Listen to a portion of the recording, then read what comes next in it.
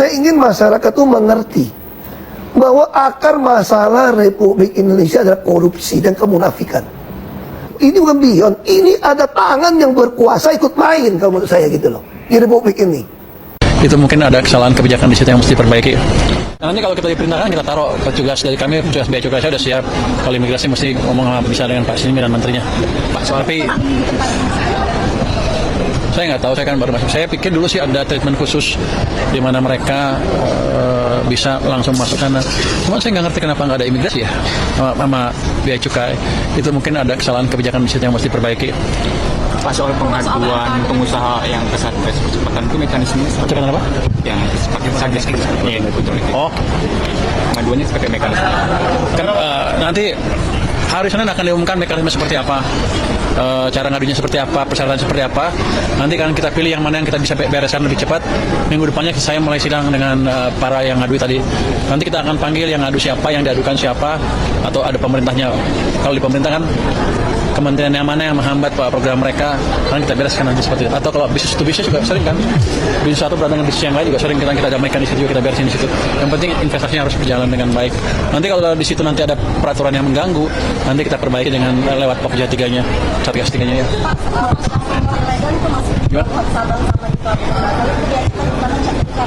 Kita akan beresin, jadi bea cukai saya udah panggil mereka, saya bukan kita rapat internal ya. Kita bilang, kita diskusikan dengan mereka, saya bilang begini, image bea cukai kurang bagus di media, di masyarakat, di pimpinan tertinggi kita. Jadi kita harus perbaiki, yang mana kameranya? Jadi kita harus perbaiki dengan serius.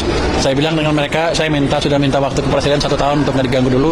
Saya biarkan saya beri waktu saya untuk memperbaiki bea cukai. Karena ancaman serius, kalau kita bea cukai nggak bisa memperbaiki kinerjanya dan masyarakat masih nggak puas, bea cukai bisa diganti dengan SGS seperti zaman dulu lagi. Jadi sekarang bea cukai, orang-orang bea cukai mengerti betul ancaman yang mereka hadapin. Jadi mereka sudah amat semangat memperbaiki kinerja mereka. Dan kita sudah mulai terapkan AI di stasiun-stasiun bea cukai. Jadi nanti under invoicing akan cepat terdeteksi sambil kita perbaiki yang lain. Jadi kita pelajari betul. Jadi sekarang cukup baik kemajuannya. Saya pikir tahun depan sih sudah aman lah. Artinya bea cukai akan bisa bekerja dengan baik dan profesional. Pak Subaya, aturan baru dari desa. Karena kali ini saya bilang kalau kita gagal memperbaiki nanti 16.000 orang pegawai bea cukai dirumahkan. Jadi mereka orang bea cukai pintar-pintar dan siap untuk merubah keadaan. Gimana? Pak, aturan baru dari desa Pak, itu pencairannya cuma bisa dilakukan setelah Kongres PBB di desa itu gimana? Siapa ya? Aturan siapa tuh? Aturan yang saya tahu ya itu. Dana desa kan sebagian dipakai untuk bayar koperasi merah putih. Berapa persen Pak dari desa? Nanti kita lihat seperti apa ini ya. Tapi pada dasarnya yang ada di tangan saya sekarang adalah dari 60 triliun 40 dipakai untuk menyicil pinjaman koperasi desa merah putih KDMP maupun koperasi kelurahan merah putih.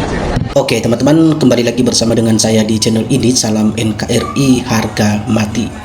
Teman-teman, dalam sebuah cuplikan video yang barusan kita saksikan tadi, bahwa kita telah menyaksikan sebuah pernyataan dari Pak Ahok ya tentang pembahasan ya mengenai isu-isu politik yang ada di negara kita saat ini. Dan kita lihat saja teman-teman ya seperti apa informasi yang beredar di media sosial saat ini mengenai isu ya Bandara Morowali ini yang seringkali dijadikan menjadi sebuah perdebatan di media, yang dimana diisukan bahwa Pak Jokowi ini pernah meresmikan Bandara Morowali ini. Nah, pada kali ini ya, pada kesempatan ini kita melihat bahwa Pak Jokowi bantah pernah resmikan ternyata bandara ini di Morowali. Lalu teman-teman, kita bisa melihat bahwa Presiden ke-7 Republik Indonesia yaitu Pak Joko Widodo ya membantah adanya atau pernah ya meresmikan bandara khusus PT Indonesia Morowali Industri ini ya, atau IMIP Private Airport di Kabupaten Morowali di Sulawesi Tengah. Nah, beliau menyampaikan bahwa belakangan ini bandara IMIP ya di Morowali menjadi suatu polemik ya, lantaran diduga tidak diawasi perangkat negara seperti petugas bea cukai dan imigrasi. Nah, itu memicu kekhawatiran tentang kedaulatan negara ya dan keamanan yang sempat kita melihat dan pernah mendengar mengatakan bahwa ya ada negara di dalam negara.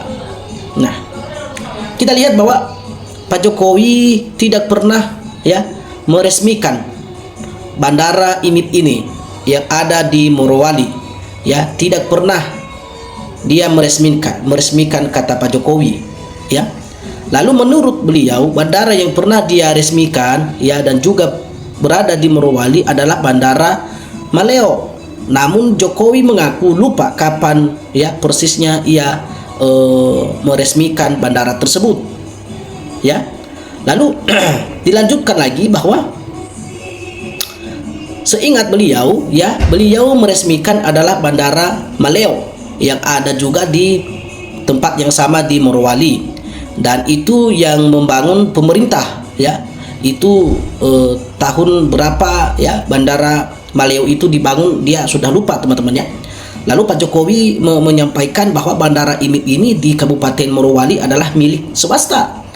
Jadi kalau yang IMIP itu ya beliau kira itu miliknya swasta, itu bukan milik negara. Nah, lalu disampaikan bahwa Bandara IMIP ya di Morowali menuai sorotan dalam beberapa waktu ya. Terakhir usai ya Menteri Pertahanan ya Syafriye Masudin menyebut tidak dilengkapi dengan perangkat negara.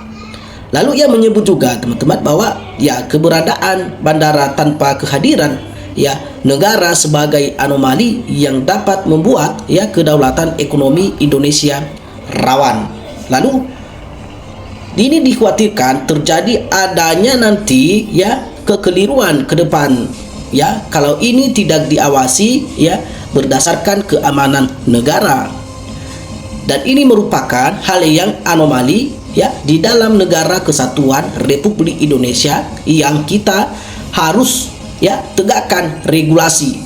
Tapi ini ternyata masih terdapat celah-celah yang merupakan ya kerawanan terhadap kedaulatan ekonomi. Nah, jadi ini akan terjadi bahkan juga bisa berpengaruh kepada stabilitas nasional ke depan. Nah, ini salah satu pernyataan yang disampaikan oleh Syafri ini ya pada di Morowali ya berkaitan dengan bandara yang ada di sana yang diisukan bahwa Pak Jokowi pernah meresmikan bandara di Morowali ini, teman-teman. Ternyata Pak Jokowi menanggapi dan membantah isu tersebut bahwa tidak pernah dan tidak benar ya adanya Pak Jokowi ya mengesahkan atau meresmikan bandara tersebut. Jadi anggota Komisi 1 DPR RI Majen TNI Purnawirawan ya Hasanuddin turut menyoroti juga bandara ini teman-teman ya yang diduga beroperasi tanpa perangkat negara. Ini bahayanya. Lalu kita lihat bahwa politikus PDI Perjuangan itu menegaskan bahwa dugaan operasional bandara tanpa pengawasan biaya cukai dan imigrasi adalah persoalan yang sangat serius. Jadi dengan belak-belakan dia menyampaikan bahwa jika benar bandara tersebut ya sudah beroperasi bertahun-tahun tanpa pengawasan biaya cukai dan imigrasi, bahkan berpotensi ya melanggar aturan penerbangan. Ini persoalan besar. Negara tidak boleh ya kecolongan dengan hal seperti ini. Nah, itu tanggapan dari Pak ya Hasanuddin ini teman-teman. Ya, di saat menyampaikan keterangannya kepada pihak media pada saat itu. Lalu disampaikan selain melanggar hukum ya bahwa operasional bandara seperti demikian dinilainya dapat mengancam keamanan dan kedaulatan bagi negara. Nah, selain berbahaya besar dan ada ya ancaman yang akan datang kepada negara, kepada kedaulatan negara. Nah, jadi beliau menjelaskan bahwa setiap fasilitas bandara itu ya, termasuk bandara khusus milik swasta pun wajib mematuhi ketentuan dalam Undang-Undang Nomor 1 Tahun 2009. Apa bunyinya adalah tentang penerbangan serta seluruh regulasi keamanan dan pengawasan negara. Jadi sehingga ia menegaskan kembali bahwa tidak boleh ada pihak swasta yang menjalankan ya fasilitas penerbangan yang seolah-olah itu wilayah privat tanpa pengawasan aparat. Itu baru benar teman-teman ya. Jadi beliau ya Pak Hasanuddin ini juga mengatakan bahwa keberadaan biaya cukai ya imigrasi dan otoritas penerbangan adalah merupakan ya kewajiban sesuai hukum.